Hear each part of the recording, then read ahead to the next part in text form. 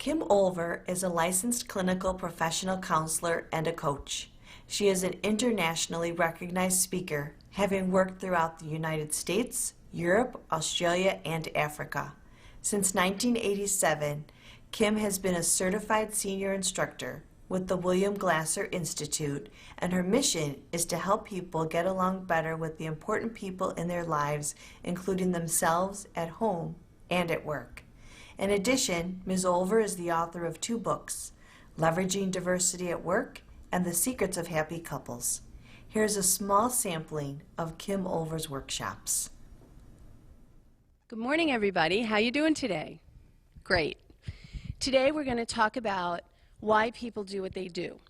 This is going to help you in multiple areas of your life. You'll be able to apply this information to any personal relationships you have, whether it's with a significant other, your children, your parents, your friends. You'll be able to apply it at work with coworkers, people you may supervise, and your bosses as well.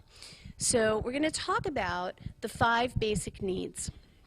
Every one of us is born with them, but we have them to varying degrees, and it's that differing degrees that sometimes gets in the way of our human relationships, where we label people as difficult because they don't value or see the world the same as we do, and we don't really understand that without understanding these 5 basic needs. So I'll start with the first one, which is survival. Now, some of you may have studied Maslow and his hierarchy of needs. Maslow has survival at the base of his pyramid, and he says you have to get your survival need met before you can meet any of the other needs. Of course, it's true you need to be alive to meet your other needs. That's true. But in this theory that I'm talking about today, survival is not the number one need. These are not hierarchical needs, they're actually linear needs. There are some people who would give up or risk their need for survival to meet some other needs, and we'll talk about them a little bit later. So a person who's high in survival, if you remember back when the century turned to 2000, a high survival person had a generator, a year's supply of food and water, probably took their money out of the banks, had it converted to gold and silver coins. They were ready for whatever came up. Someone who's low in survival would be a risk taker, somebody who buys a lot of things on credit. They're not too worried about the future. And so you could see how if you're in a relationship with someone who has a high survival need and you're low, or vice versa, that could really create some strain in your relationships. So the next one is love and belonging. This is the need we have to feel connected to other people. Some of us need that connection more than others. A lot of times you may have been in a relationship with a person who wanted more quality time with you, and perhaps you needed more space, or the other way around. At work, you'll notice that there are some people who like to hang around the water cooler, go to lunch, talk about their personal lives and what's going on for the weekend, and what's going on in your personal life. And there's nothing wrong with that. It's just someone with a high love and belonging need. If you don't have that high love and belonging need, you're really not interested in participating in those kind of conversations. And that can cause some difficulty between 2 people who are working together. The other need that kind of is the opposite of the love and belonging need is the need for freedom. Now, if you're high in love and belonging, you want to be with people. You like that connection with others. If you're high in freedom, you tend to value your time alone. A person who's high in freedom likes to do what they want, when they want, without restriction. So if they're at work, a high freedom person really has difficulty with a boss who micromanages them. They need their space to work at their most effective level. In personal relationships, when you have someone high in love and belonging and the other person is high in freedom, one person is always looking for more quality time and saying, I need more time with you. And the other person is saying, baby, I love you, but I just need some room, I need some space, right? So that can create a challenge in a relationship. The next need I want to talk about is the need for fun. Now, the need for fun is in all of us, but of course, some of us have a higher need for fun than others. You're probably aware of the fun person at work. He or she is the one who's always making a joke of things, always, playing practical jokes, laughing, great sense of humor.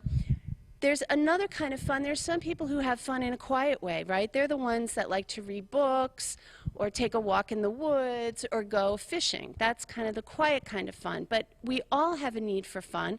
Some of us have a higher need than others. So if you're in relationship with someone, whether it's personal or business, and one of you has a high need for fun, the other one has a low need for fun, then what happens is one of you is feeling like, don't you ever take anything seriously? And the other one is feeling like, can't you get that stick out of your you-know-what and have some fun every now and then? So that is the fun need. And the last one I want to talk about, because this one seems to be the one that gets people in so much trouble, and that's the need for power. We all have a need for power. And the way we choose to meet that need is what's going to help us be successful or be problematic. That's powering over other people. When you think about powering over other people, you tend to think about the bully on the playground or the boss who takes credit for your work, right?